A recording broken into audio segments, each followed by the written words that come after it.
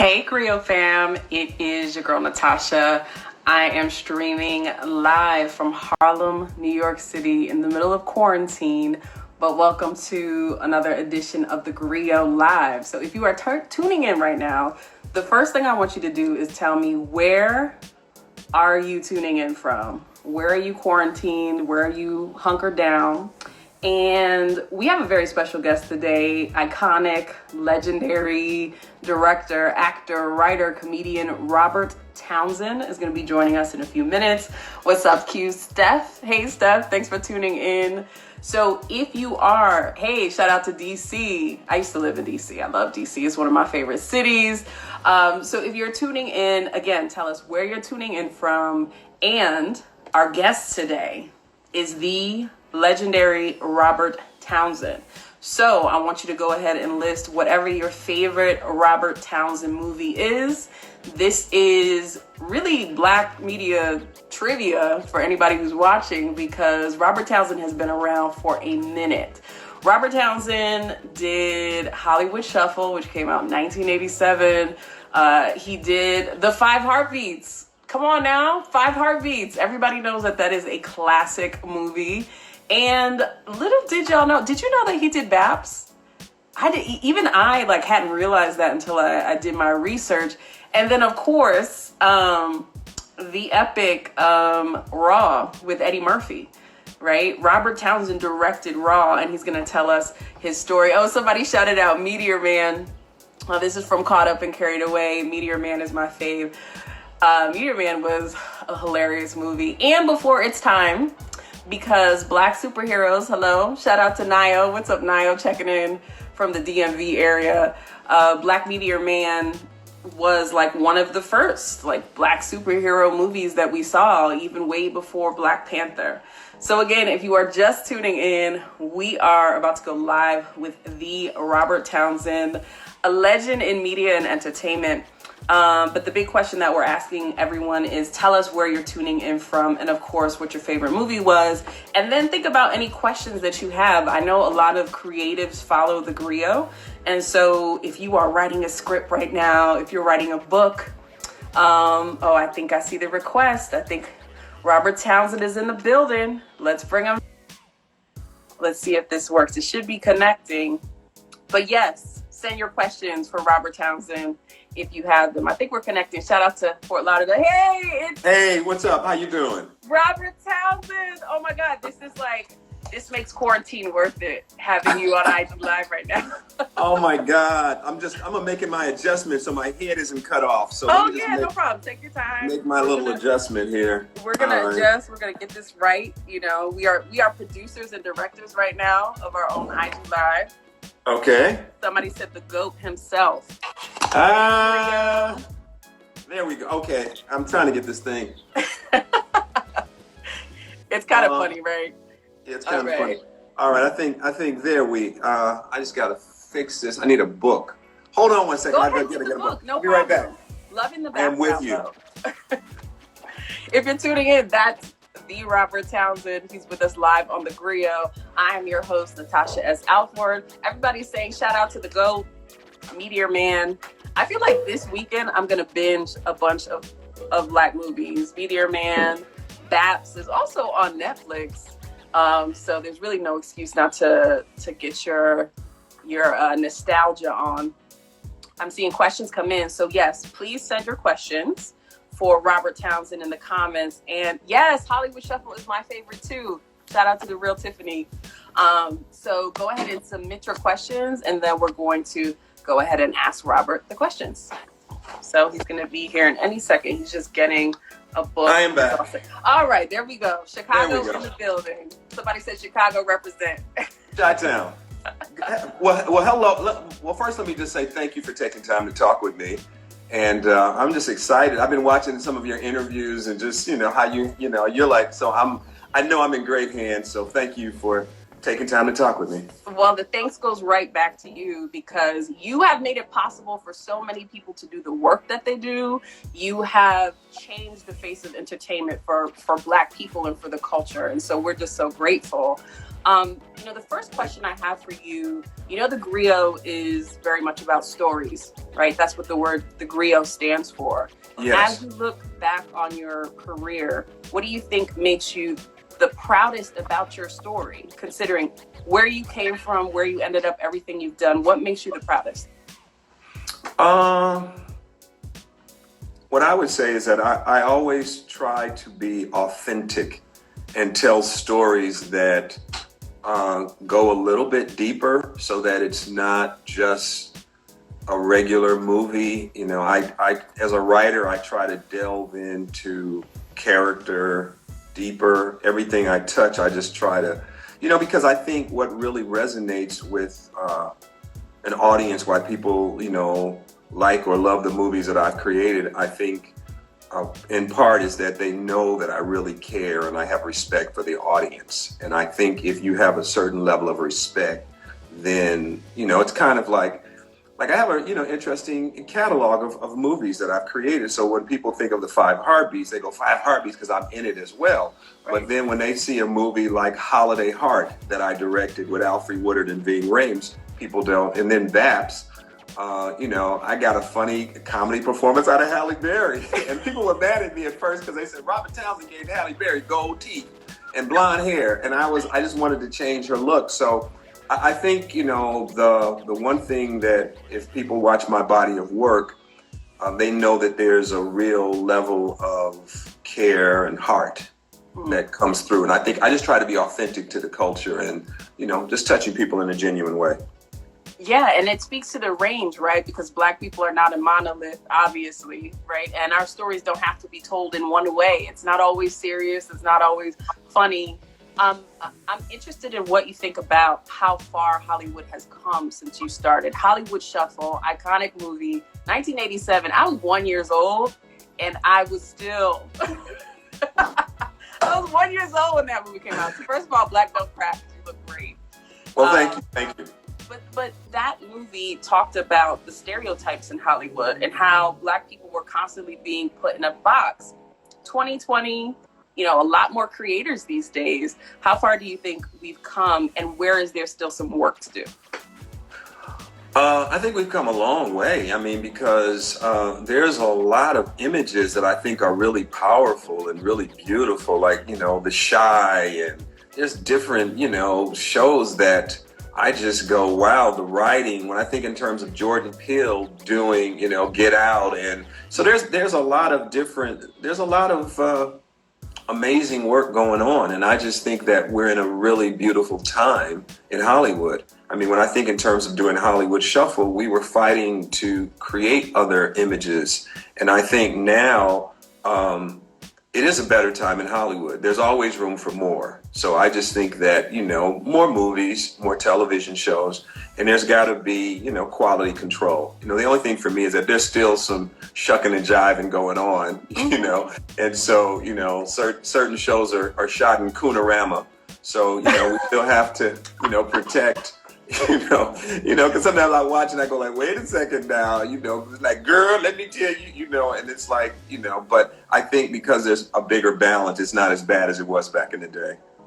And that kind of goes to the other debate that we have of how do you not sell out, right? It's like you're trying to break into the industry and you're trying to make a change, but then there's things that maybe you have to do to get a seat at the table. Like, did you ever have one of those moments where someone tried to force you to do something, but you were able to push through and stay authentic? How do you do that? Well, the reason I created Hollywood Shuffle was because I found myself in a box of negative, stereotypical roles that I was auditioning for. But at a certain point, you have to decide who you want to be and what you're going to be. Because if you say, well, hey, I'll just do this for a minute and then I'll get to the real stuff. Once people see you do something, they go, oh, that's who you are. And you go like, no, I was just doing this to get a check. I'm really this. And I think it's important for content creators to be, true to themselves. And I think that's, to me, what it's really all about, because the people that I love and admire and respect, they are very comfortable in their own skin. And I think as an artist, I've always been really comfortable in my own skin. Mm. It's true. I'm seeing so many comments come in, people shouting out the movies that they love that you were a part of. Can we just talk about Five Heartbeats for a second? A lot of people really think that group was real, so that just speaks to the cultural impact. But your inspiration for that film and your reaction to the fact that it has stood the test of time, like it became a classic film. Well, I never revisit any of my films, and doing this documentary, Making the Five Heartbeats, which is out now and we're going to talk about a little bit. It's really my journey of a little boy that saw his favorite group, The Temptations, break up when he was a kid. Like, you talk about being a kid, and and there's certain images that stay in your head, and that music really touched me. So when they broke up, that started the journey when I became a filmmaker to tell a story about a group like that. And today on social media, I posted a clip of the auditions we had for the singers and how it all came together. But the documentary is really my journey as a filmmaker to tell a story about a singing group, because music is a big part of our culture. And the songs that I heard as a kid coming out of Motown, the Temptations, the Four Tops, the Spinners, Smokey Robinson. So that was what I grew up on. So the Five Heartbeats is really a love letter to all those fans. I'll tell you a funny story. I went to Aretha Franklin. I went to David Ruffin's funeral, and I sat next to Aretha Franklin at the funeral. And so the funny thing was this. When we came, because Michael Wright and I, and it's in the documentary, when we went to the funeral, there was this one guy who was the usher, and he thought we were a real singing group. And he goes, "Robert Townsend, I see you. He goes, Duck and Eddie. I saved seats for the Five Heartbeats. The Temptations over there, the Four Tops over there. But Five Heartbeats, I got to roll for y'all because I knew y'all was coming. When y'all dropping a new album?" And he really thought we were like a real group, and I was like, "Oh, okay, all right, But it's beautiful when you get something right, and a lot of people love this movie because I think we got it right. It tells a real honest story of these five guys. Yeah, and is there anything else that comes out in the documentary that would be surprising to people, right, who, they just saw the movie, but what do you think is one of the most surprising elements that the documentary uncovers? In the documentary, you see a young filmmaker battle for his life and fight for integrity and fight, because the studio wanted to cut the scene at the end with Eddie in the church. The studio wanted to cut the scene with the little sister. In the documentary, you see, I had an open call, and you see me auditioning close to 10,000 people. And you see, and you see future stars, like one of the people now, he's, infamous, but you see a young R. Kelly online to audition for the Five Heartbeats, and me talking with him. Like all these different Niecy Nash, you see different people, auditioning. But I just think that is kind of a masterclass on how to make a movie, and especially now that the movie is a classic, it's everything that went right and everything that went wrong. And you see how tenacious I am as an artist, and it's kind of like the first time anybody's ever seen, because I never really talk about my craft and how I create movies and how I write, how I direct, how I craft. People look, and like I said, I see, people go, "Oh, I love this movie, I love that movie." But I'm very serious when it comes to making movies. I think every frame of that movie I try to kiss and give it so much detail and love in my casting process. So the documentary is really like a masterclass. Yeah, you study. I watched an interview where you talked about you studying and debating over words down to the phrase of what should go into a movie. You talk about censorship. I want you to tell a story, because there's a story in which you were debating about whether to include a scene that makes fun of Eddie Murphy in Hollywood Shuffle. So there was a little bit of like push and pull about whether you should include that scene, but it ended up being a blessing to you. Can you just tell us that story really quickly? Well, when Keenen and I were writing, the five, when we were writing Hollywood Shuffle, we were just, people always say, write what you know. And so we were writing the movie about all these bad auditions and everything. And at the time, Eddie Murphy was the biggest star in the world. So every casting director wanted a Eddie Murphy type. And so,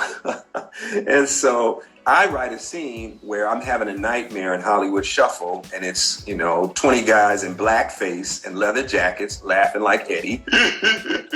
And Keenen was like, Rob, we can't put that in there. I said, man, they want us to be Eddie Murphy types. Keenen is funny. Rob, we can't put that in there. We know Eddie. Man, come on, man, we could do this. And so anyway, we put it in the movie. The movie becomes a big hit. Keenen and I go to Europe for the publicity tour. We're in France. And then when we come back, there's a message on my answering machine from Eddie. And Eddie goes, Rob, everybody's talking about Hollywood Shuffle. I need to see this movie, Rob. And Keenen was like, and I was like, ah. And so then we have a screening in Burbank at Photochem for Eddie. And he comes with an entourage of 20 people. And they're watching the movie. They're loving the movie. And then it gets to the scene about Eddie. And then the room is dead. It's like, and then Keenan's head goes down. And I'm like, ah. And then Eddie starts laughing. And he just goes, oh, that's messed up. Oh, Rob, why y'all do me like that? Why y'all do me like that? Ah. And he starts laughing. And then after the screening was over with, he was sitting in the room by himself. And I went over and I apologized. And I said, hey, man, if you were offended by anything in the movie, I wrote that scene. Keenen didn't really want to put it in there. And he goes, no, man. What you did was brilliant, man. You and Keenen, y'all created something, man. I'm impressed. He goes, look, I'm looking for a director. I'm getting ready to do this stand-up concert film. You want to do it? Yeah. Then you got the gig. And it's going to be called Raw. Wow. And that's what gave me the gig. Oh, my God. That is amazing. And see, if you had censored yourself, right, if you hadn't just said what you really thought, he wouldn't have been able to have that opportunity to bless you with. It leads to another question that I have, which is in this space where there's so few Black people that really get a shot. Sometimes we're afraid to criticize each other's art because we're like, damn, I don't want to be seen as tearing down somebody else. What do you think about that tension? Because we saw this with Black AF, where there were a lot of people who were torn about the film and some, not the film, excuse me, the Netflix series. Some people thought it was hilarious. Some people did not like it. And there was this debate about whether we could even engage in that critique, a lot of the media folks. What do you think about that? Like the tension of critiquing each other as creatives? Well, what I would say is this. There's a thing that I call black on black film and television crime. Like sometimes we talk about, the white man is creating these images of Black people and white man. And then when it's a Black person, we don't really want to bring them down. But the real thing that I would say is that I've learned to be happy with everyone's success. If you can live with yourself at night and sleep whatever kind of roles or work you create, I've, because there was a time that I was, like, yeah, did you see? And it's like, when people are taking jabs at other successful people, I say use it as motivation to create your own table. Don't try to eat at somebody else's table or I didn't like.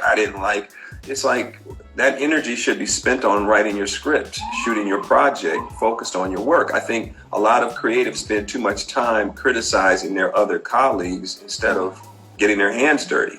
What have you done? And there's a lot of people that haven't done a lot, but they do a lot of talking. And so the thing for me is that if you're a filmmaker, it's one thing if you're a critic, if that's your job, I get it. But if you're a filmmaker and a real artist, I don't have time to watch other people's stuff and like really care. You know what I mean? I'm about creating my own. So I'm never like, but I understand why people go in. But sometimes people get bored and it's like everybody wants whatever that project is to be everything for everybody. And that's not how it works. Yeah, it just can't be. When I'm listening to you talk, I'm thinking about this moment right now, what people can be doing with their energy. Because really what you're talking about is how you direct your energy. I saw that you said you're working on a script right now, even though Yes. we're in quarantine. Tell us about some of the work that you're doing right now, but really like dig deep into how do you even channel the creative energy to work right now with everything that's happening in the world? How do you have the right mindset to do it? Well, let me say this. You can only watch the news, but so much, and you go like, okay, what is the body count up to today? Have we hit 65,000 Americans? Are we at 70? Turn it off, then all you can do is meditate, pray, ground yourself, because at the end of the day, there's a lot of beautiful things coming out of this reset. This is a beautiful time to reset. Reset who your friends are, reset who's really your friend, who you want to surround yourself with. Who are you? It's like you could take this time and, it's like, this has been the best thing to happen to nature, because right now there's not as much smog because there's not that many cars. The water, everything is clearer. And so nature got a cleanse, because everything slowed down. So I tend to look at this as a beautiful opportunity. Yes, there are people that go, my job, my money, my da-da-da-da. But I know all of that is going to work out. If you work hard, there will be more opportunities. When this settles, there will be more opportunities, not less. So the thing for me is that I've been, reading books. I've been meditating, being quiet, taking hot baths, just relaxing and just, being kind to my body, kind to my spirit. Now, if you are in a negative space, you're going to create negativity. If you are in a place and say, okay, my faith is very strong. So I'm like, okay, God, what are we supposed to do now? Okay, tell me, I got to pray for the president, the White House, all of that so that, we can get it right. You know what I mean? It's like all we can do is just say, how do we, I know at the end of the day, all of this is going to turn around. But right now, I've got to say, okay, the madness in DC's got to stop. Okay, we got to vote. We got to do something. And, I just go like, who is the ally that will be a bug in that man's ear to say, don't do this, do that, but so there's a part of me right now that this is a beautiful time for a reset, because you can't stress, but what else can you do? We're all in the house.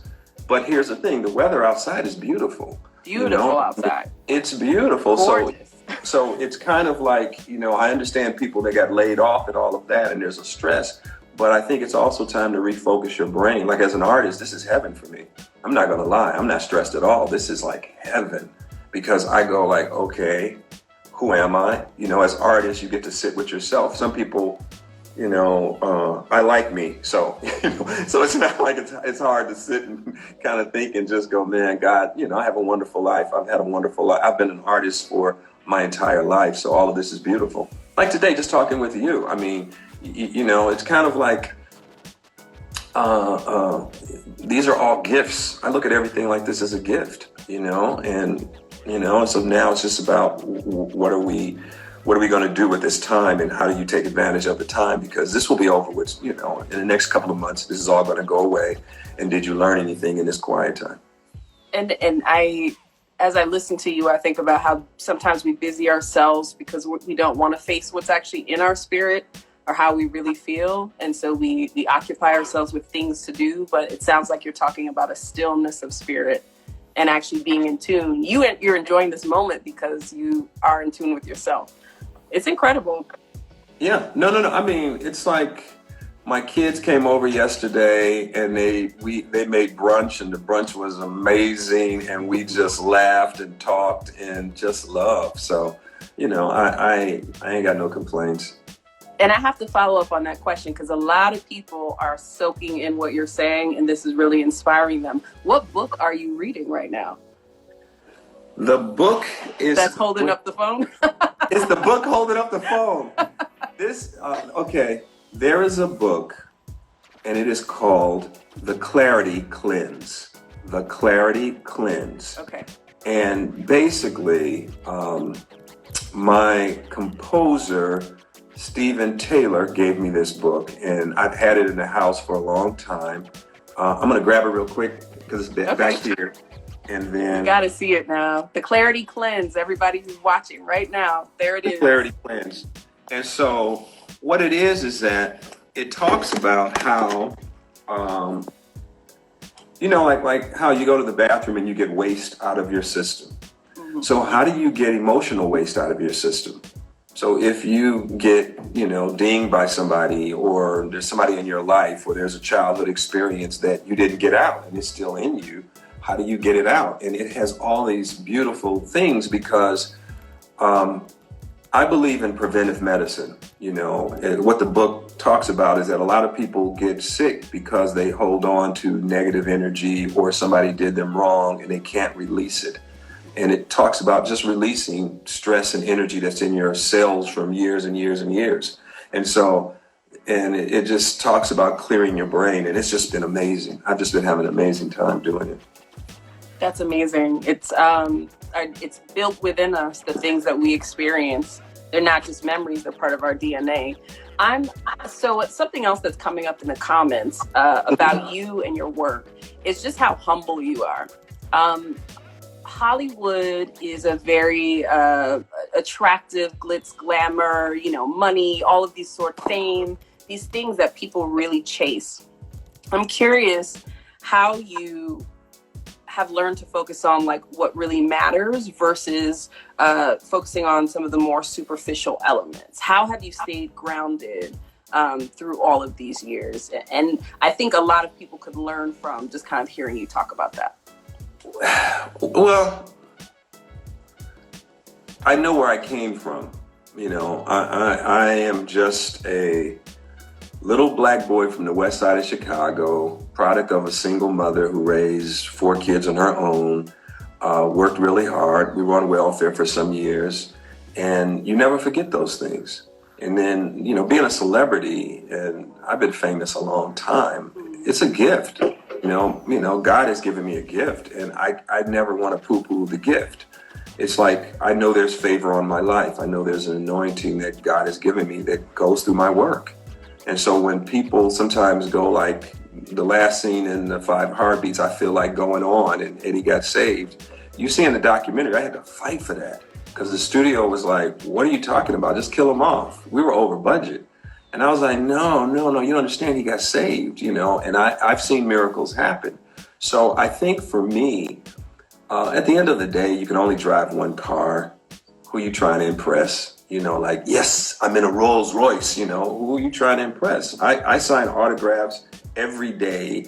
I take photos every day. I may do 50, 60 a day. If I got to go to the gas station, to the grocery store, I've been doing that my entire life. Now, it just depends on what you want and who you're trying to impress. For me, it's always been about the work. I just want to do great work. I just want, did my movie make you cry? Did my TV show make you laugh? Like, I posted a clip of the Battle of the Bands on Instagram and Facebook last week, and there's a whole generation that has never even seen the clip. And the comments were just like, oh my God, this is showmanship. Oh my God, Howard Hughes at the OJs. Oh my God, and, for me is that if I've done the work and the work is good work, it'll be timeless. And you can watch it today or you can watch it 10 years from now. And I always strive to raise the bar with my work and just try to elevate. I work on like the script I'm working on a script right now for me and my daughter, Sky. And we're gonna, and I want She's an actress too, right? You have children who are artists, right? Yes. My daughter, Sky, as a matter of fact, her podcast had me crying the other day. Give her a shout out. We need to know. My daughter is her podcast is with her cousin Raina, okay. And the two of them, and it's called Unpack and Bounce Back. Okay. Unpack and Bounce Back. And it is about their lives, and they have conversations because my daughter went through a really bad breakup, and the guy wasn't a bad dude, and we still like him a lot, but her little heart went through a change, and rather than get angry, she took the pause and said, what is this? And then she asked questions about love and relationships. And then she started to date. And then she was like, ain't nothing out here. And it's like, it's empty. And her friend Raina are giving some life lessons. I am so proud of the two of them because sometimes in movies and television shows, you're watching it, but it's giving you a glimpse into your life too. And if you can take away, like so many people said, man, that Eddie King moment in the Five Heartbeats touched me, or the Holiday Heart moment, and she was strung out and Holiday was taking such care of her. So my daughter, it's called Unpack and Bounce Back, Sky Townsend and Raina. It's on the podcast, Purple app, whatever that is. And, Apple Podcast. Yeah, I see some people posting links to it. We have fans watching right now. Yeah, so she is, so I'm just so proud of her because, you want your kids to be good citizens. And she, is very funny. So she's got different things that she's working on. But right now her podcast is amazing. I'm just proud. It's amazing. Well, we're here with the legendary Robert Townsend. If you're just tuning in, wow, you're going to need to rewind back everything because gems were dropped. We only have a couple minutes left. Want to respect your time. As you're talking, I'm thinking about improvisation. It just feels like a theme throughout our lives. Black people improvising, right? And no matter what comes our way. And then you, with your history in Chicago and Second City, what are lessons from improvisation that you've learned that you think could be useful for both creatives and in life? Well, I mean, it's kind of like you've got to learn to be flexible. It's like right now, because of quarantine, we all must be flexible. Now, there's certain people that are freaking out. This is the worst thing ever. Oh my God, I hate this. Oh my, what am I going to do? And then some of us will be still and say, what am I supposed to learn in this moment? Okay, do I have to shop differently now? Do I have to eat differently now? What is that? I always look at the positive. I never look at the negative. I always look at the opportunity, not the obstacle. Like right now, if you said, well, I can't get a haircut, but I like my hair long now. I was like, okay. It looks good. Thank you. My daughter was showing me how to do curly doodlies, and I'm like, okay, and I kind of like this. I've had to do my nails and, no manicure, pedicure. And I was like, oh, I have never touched my own feet. So it's kind of like, what else do I want for my career? What kind of energy do I want to attract? What new friends? What new mountains do I want to climb? I climbed a mountain in Africa. I climbed Mount Kilimanjaro, took the most dangerous way up the mountain. And when I got to the top, I had learned all these lessons about, like the first day, I'll just share this one thing with you. The first day to climb a mountain, what people don't understand is that the snow-capped mountain is up there. The sun comes out. It melts the snow. The snow turns into water and trickles down to the bottom of the mountain. And so the first day of climbing the mountain is going through the rainforest in nothing but mud. 7 hours of mud. Hour 1, mud. Hour 2, mud. Hour 3, mud. And then as I got to the campground that night, my legs were swollen, I was sore, and I go, that's the key to life, is going through the mud. Everybody wants to be on top of their mountain, but nobody wants to go through the mud. And when I got to the top of the mountain, I was like so happy and so joyed. And I just looked out and it was the most amazing view. And I was going to do something so funny and so crazy. And I ended up just crying on top of that mountain, looking at those glaciers of ice. And it was just beautiful. And then I thought, and I go, everybody wants to be on top of their mountain, but nobody wants to go through the mud. Right now, we're in a bit of mud. How will you deal with the mud? Amazing. Robert Townsend. I will never forget this interview, by the way. Quarantine brought me a chance to sit with a person who I've admired for many years, and hearing you talk about writing a script in quarantine. I'm going to finish the script that's been sitting that, I constantly deprioritize because of this conversation. So I know a lot of people watching this feel the exact same way. So we thank you so much.